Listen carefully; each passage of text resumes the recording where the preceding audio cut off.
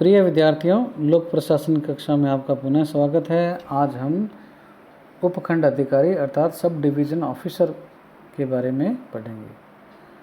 प्रशासनिक कार्यों, विशेष रूप से राजस्व प्रशासन को सफलतापूर्वक संचालित करने के लिए जिले को क्या है, कुछ उपखंडों में अर्थात सब डिवीज़न में बांटा जाता है। ये उपखंड पंचायती राज के विकास खंडों से भिन्न प्रशासनिक इकाई होती है।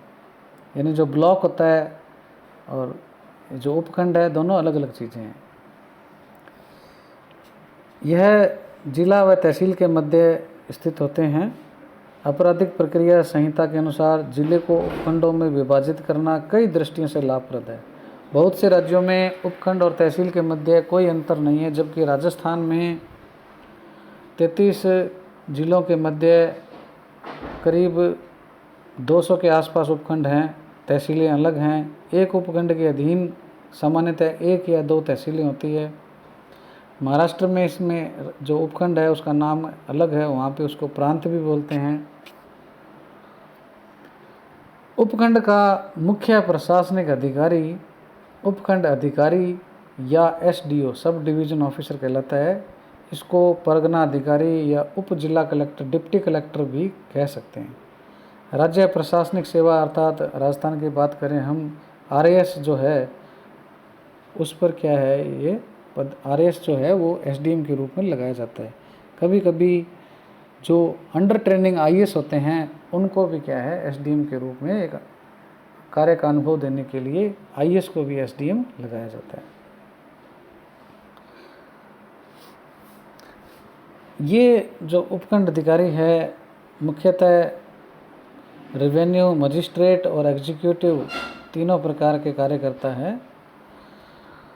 अब हम एसडीओ के रूप में थोड़ा सा इसके कार्यों को देखते हैं, कौन कौन से करता है। पहला है भू राजस्व अधिकारी के रूप में। राजस्थान भू राजस्व अधिनियम 1956 जो है एसडीओ को भू राजस्व से संबंधित न्यायिक, अर्ध न्यायिक, प्रशासनिक व नियंत्रणकारी शक्तियाँ प्रदान करता है। इस संबंध में भू राजस्व अधिकारी के रूप में एसडीओ गांववार नक्शे और अभिलेख तैयार करवाता है। पटवारी, कानूनगो तथा भू अभिलेख निरीक्षक पर क्या है, नियंत्रण करता है। कानूनगो और तहसीलदार के कार्यालयों का निरीक्षण करता है। सीमांकन तथा सर्वे प्रतीक चिन्हों का संरक्षण करता है। भू संपदा धारकों द्वारा किए गए संशोधनों या परिवर्तनों का क्या है, ये पंजीकरण करता है। उपखंड की फसल की स्थिति का आकलन तथा उसकी रिपोर्ट क्या है, तैयार करवाता है। सरकारी संपत्ति अर्थात भूमि पर जो अतिक्रमण हुआ उसको भी इसके रोकने की जिम्मेदारी है। भू राजस्व संग्रहण की प्रक्रिया को दुरुस्त बनाए रखता है। भूमि सुधार के नियमों और कानूनों को क्रियान्वित करवाता है। राजस्व की उगाही में तहसीलदार और पटवारी को क्या है, ये निर्देशित करता है। उपखंड की रिपोर्ट को जिला कलेक्टर को प्रस्तुत करता है। कृषि भूमि 5000 वर्ग मीटर तक को अकृषि भूमि में भी ये रूपांतरित करने की इसके पास पावर है। इस प्रकार एसडीओ के भू राजस्व से संबंधित जो कार्य हैं मुख्यतः नियंत्रक, प्रशासक और राजस्व संग्रहकर्ता के रूप में है। इसके बाद में हम देखते हैं एसडीओ के कार्य उपखंड दंड नायक के रूप में। एसडीओ संबंधित उपखंड का एसडीएम, हमारे आम बोलचाल की भाषा में हम एसडीएम शब्द का नाम लेते हैं, अर्थात सब डिविजनल मजिस्ट्रेट भी कहलाता है। यानी एसडीओ जब दंड नायक के रूप में काम करता है तब उसको हम बोलते हैं एसडीएम।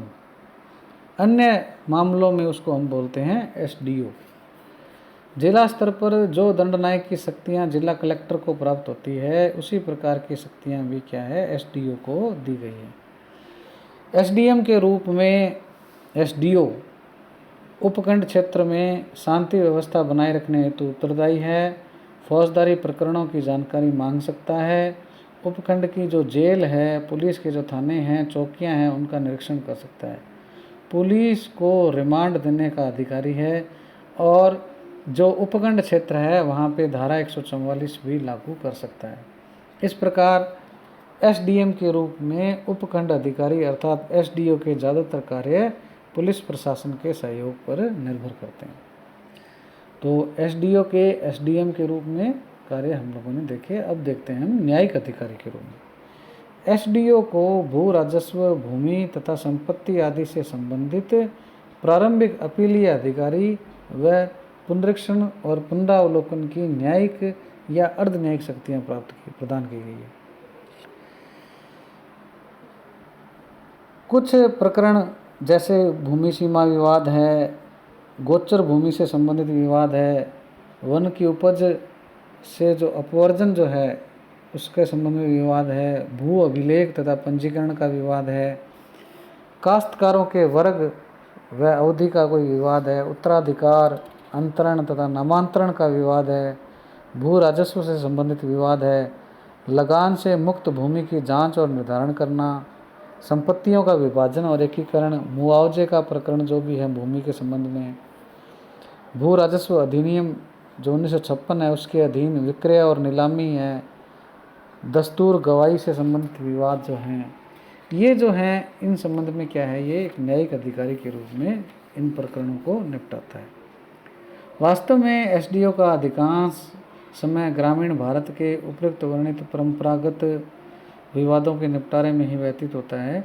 राजस्थान काश्तकारी अधिनियम के अंतर्गत दावों की सुनवाई करते हुए वह सहायक कलेक्टर की हैसियत से डिक्री पारित करता है। वह नामांतरण के मामलों में पंचायत के द्वारा दिए गए आदेशों की अपील भी क्या है, एसडीओ सुनता है। अब हम देखते हैं प्रशासनिक अधिकारी के रूप में। उपखंड प्रशासन में पदस्थापित एसडीओ समस्त अधीनस्थ लोक सेवकों पर नियंत्रण तथा पर्यवेक्षण रखने के अलावा कुछ कर्तव्यों का भी निर्वहन करता है। वह उचित मूल्य की दुकानों पर चीनी, मिट्टी का तेल, चावल, कपड़ा तथा साबुन इत्यादि का वितरण सही प्रकार से करवाने के लिए वो व्यवस्था करवाता है।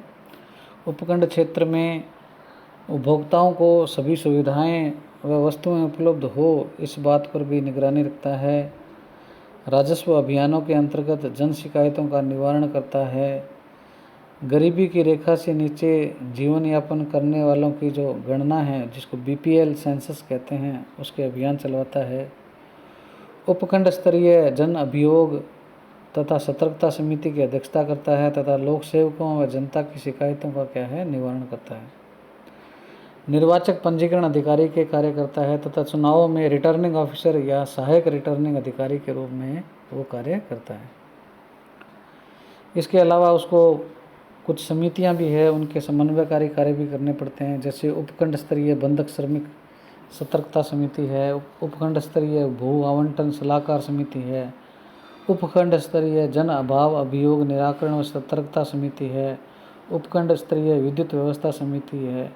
उसमें भी क्या है, ये समन्वय क्या है भूमिका निभाता है। तो निष्कर्ष रूप से हम कह सकते हैं कि उपखंड स्तरीय जो प्रशासन तंत्र में एसडीओ की पद स्थिति और भूमिका बड़ी महत्वपूर्ण है। उपखंड अधिकारी को जिला कलेक्टर की आंख तथा कान कह सकते हैं। कार्यभार को देखते हुए कई बारी अस्थायी एसडीएम कोर्ट भी गठित की जाती है। बाद में फिर क्या है, उसको स्थायी भी कर दिया जाता है एसडीएम कोर्ट को। तो इस प्रकार से हम लोगों ने आज एसडीओ के कार्य और भूमिका के बारे में पढ़ा।